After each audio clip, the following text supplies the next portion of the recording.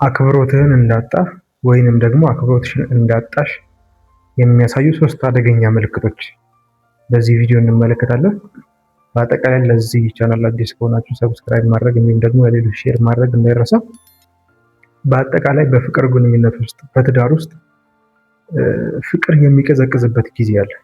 ሁል ጊዜ በቃ እፍ አይባልም ተብሎ የማያውቅም። ፍቅር የሚቀዘቅዝበት ጊዜ አለ። ግን ደግሞ ከፍቅሩ በላይ የሚያኖረው በፍቅር ግንኙነት ውስጥ ወይንም በትዳር ውስጥ የሚያኖረው መከባበር እና ደግሞ መተሳሰብ ነው።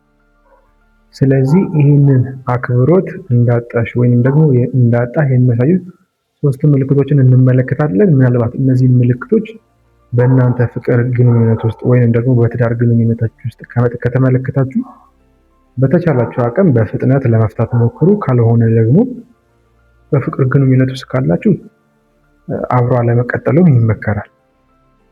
ግን ደግሞ በትዳር ውስጥ ካላችሁ ደግሞ በተቻላችሁ አቅም በእነዚህ ጉዳዮች ላይ ተነጋግራችሁ ለማስተካከል ሞክሩ።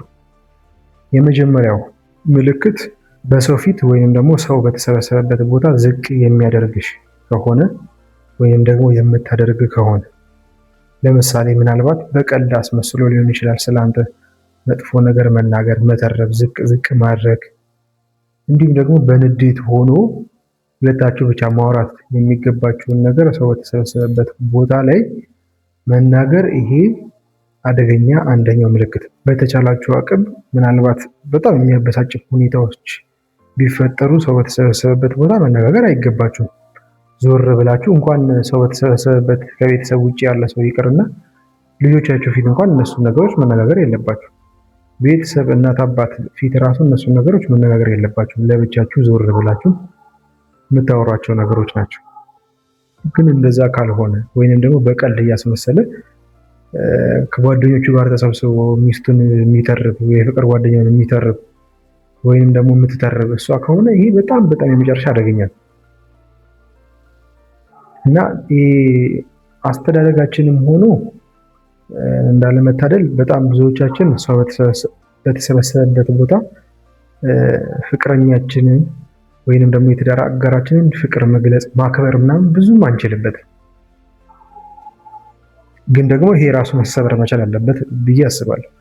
ሰው በተሰበሰበበት ቦታ በቃ በደንብ አድርገህ ልታከብራት፣ ጓደኞችህ ወይንም ደግሞ ጓደኞችሽ ያንቺን ባል ወይንም ያንተን ሚስት ያንተን የፍቅር አጋር የሚያከብሩት አንተ ባከበርካት ልክ ነው።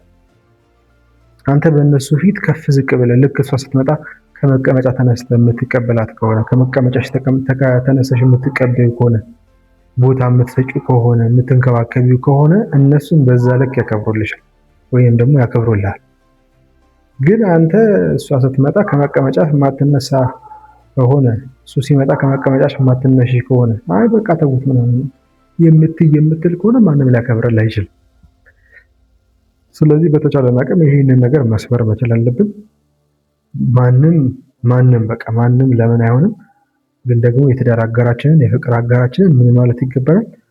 ማክበር መቻል ይገባናል ማለት ነው። ግን በተቃራኒ እንዳልኳቸው አደገኛ ምልክት የሚሆነው ሰው የተሰበሰበበት ቦታ ዝቅ የሚያደርግሽ ወይንም ደግሞ የምታደርግህ ከሆነ ይሄ በጣም አደገኛ ምልክት ነው። ስለዚህ በተቻላችሁ አቅም ተነጋግራችሁ ነገሩን ለማስተካከል መሞከር ይገባል ብዬ አስባለሁ። ሁለተኛው ደግሞ ድንበርህን የሚጥስ የማታከብር ከሆነ ድንበርሽን የማያከብር የሚጥስ ከሆነ ይሄኛው አደገኛ ምልክት ይሆናል።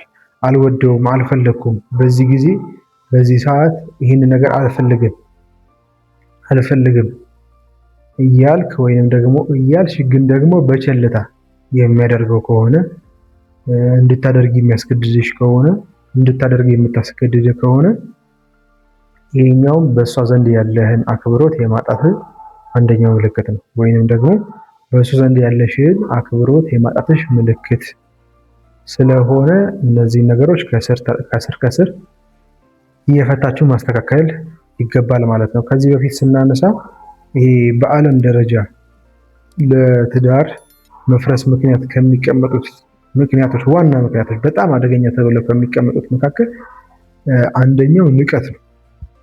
ንቀት ማለት በቃ የአክብሮት ተቃራኒ ማለት ነው። አንድ ሰው ወይ ያከብርሻል ወይም ደግሞ ይንቅሻል። ማክበር ባቆመ ጊዜ ምን እያደረገሽ ይመጣል? እየናቀሽ ይመጣል ማለት ነው። ስለዚህ ወደዛ ወደ አደገኛው የፍቺ ምክንያት ከመግባታችሁ በፊት ነገሮችን ተነጋግራችሁ መፍታት ያስፈልጋል ማለት ነው። ሶስተኛው ነጥብ ደግሞ ሀሳብን አለመቀበል። ሀሳብሽን የማይቀበልሽ ከሆነ ወይንም ደግሞ ሀሳብን የማትቀበል ከሆነ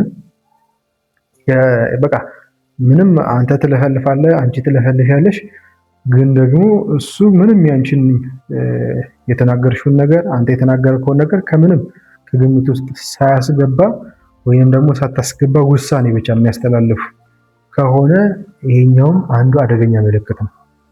ስለዚህ እነዚህን ሶስት አደገኛ ምልክቶች ከእናንተ ከፍቅር ግንኙነታችሁ ወይንም ደግሞ ከትዳራችሁ ውስጥ ከገቡ ይሄ ውሻ በቀደደው አይነት ውሻ በቀደደው ጅብ ይገባል እንደሚባለው ሁሉ እነዚህን ነገሮች ከስር መፍታት ካልቻላችሁ ከፍ ወዳለ ወደ ንቀት ያድግና ከዛ በኋላ ትዳር ከሆነ እስከ መፈታት ድረስ ይደርሳል። እንዲሁም ደግሞ የፍቅር ግንኙነትም ከሆነ ደግሞ በእነዚህ በትናንሽ ምክንያቶች ወደ ከፍ ወዳለ ችግር ይመጣና እስከ መለያየት ይደረሳል ማለት ነው። ስለዚህ በተቻላችሁ አቅም እነዚህን ነገሮች እነዚህን ምልክቶች አስተውላችሁ ተመልከቱና ከእናንተ ከፍቅር ግንኙነታችሁ ከትዳራችሁ ለማስወገድ ሞክሩ። በአጠቃላይ ከፍቅር የበለጠ በአንድ ትዳር ውስጥ በአንድ የፍቅር ግንኙነት ውስጥ አክብሮት ነው የሚኖራችሁ። አክብሮትና መቻቻል እሱ ያኖራል።